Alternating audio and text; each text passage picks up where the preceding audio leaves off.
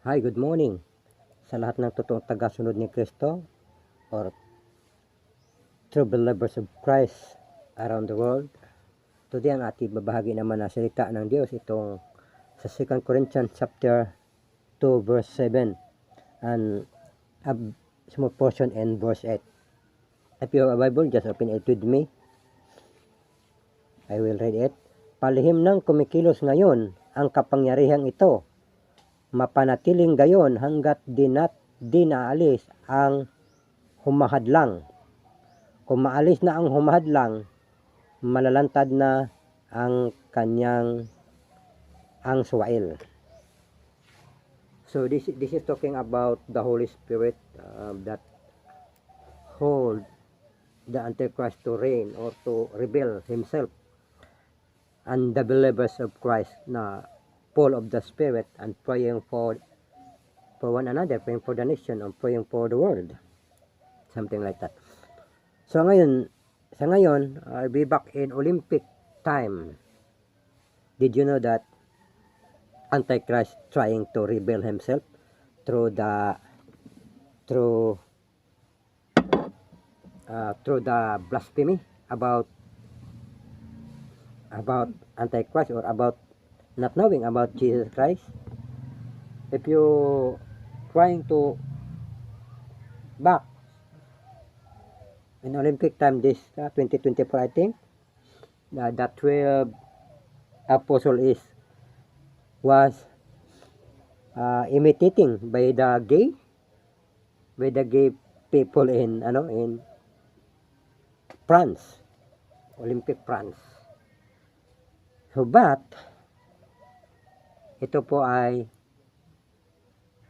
napuna at ito po ay nabash kasi meron pa talaga mga tao na pumipigil nito and the Holy Spirit. Kaya sinusubukan ni Satan, ni Antikristo, o ni Satan, definitely he is the author of this, na ilantad ang kanyang sarili sa panahong ito kasi nagmamadali na siya. Kasi gusto niya na lahat maparusahan yung mga believers of Christ. But hindi niya kaya kasi nandito pa nga yung kapangyarihan ng Holy Spirit, or the Holy Spirit and the people of the Lord. Kaya yun, humingi sila ng tawad na ganon. Kaya yun nga, they are put into shame because there are many believers of people of Christ that against them, that against that kind of performance, or that kind against of strategy. So if the rapture will happen, this is the time na kukunin na yung, mawala na yung Holy Spirit, alis na siya dito sa mundo, at alis na, kukunin na yung kanyang mga pinili. Ito na po yung mangyayari. I-reveal na kanila ang kanilang pagkatao,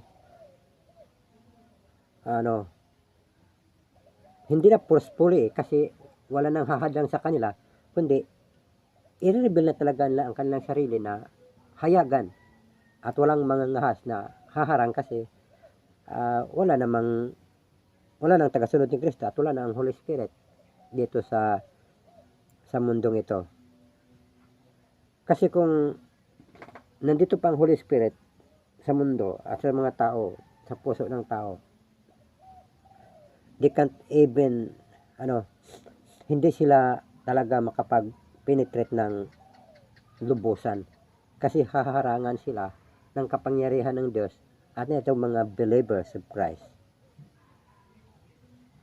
So pag darating na ang panahon na wala na, rapture na, after rapture, ito na talaga yung gagawin nila. Sasabihin na nila yung kanilang layunin, ang kanilang gusto, o ihahayag nila, or gagawin na nila ang kanilang gusto na gagawin. Halimbawa, believers ka ni Kristo, tagasunod ka ni Kristo, you will accept Jesus Christ or not, like that. Or uutusan ka na apakan ng Biblia. If you don't, then you will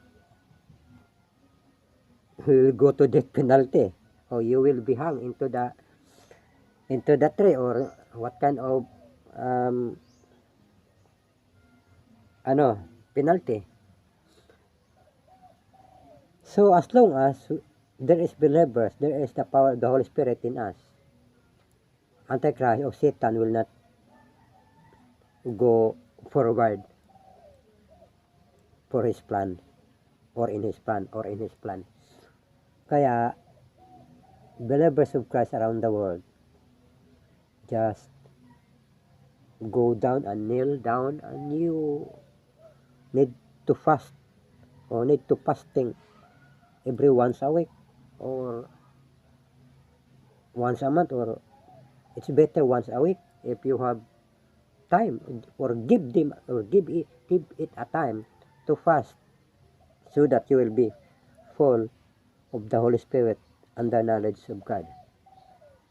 Because if we don't have that power, maybe kayang-kaya tayo isahan ng Antikristo na ito. So, buti na lang talaga God is so powerful. Hindi talaga siya nag-success o nag-succeed. Kasi nga, nung nag-perform sila about that, tawag doon, yung Last Supper ni Jesus Christ with the 12 apostles, hindi talaga siyang success talaga. Hindi talaga siyang success. Nag-succeed. Kasi meron pa nga yung mga taga sunod ni Kristo, yung dumadasal, lalo na yung mga taong they are possessed by the Holy Spirit. They are always fasting, praying. Kasi kung wala na ito sila, wala na tayo. Mangyayari na ihayag na ang kanilang sarili at gagawin na lang kanilang gustong gagawin is to kill to all believers, or they will trick them na i-deny si Kristo para madaming mapuntang impyerno. Wala namang ibang plano si Satan in this world is to destroy human life or to bring people into hell. Yun lang naman ang layunin ni Satan. Kaya as believers of Christ, we need to be wise, fasting, and prayer. So in due time that God will return, Jesus Christ will return, then you will be the one who go out to come with Him. So, sa sunod ulit, mga totoong tagasunod ni Kristo, God bless us all.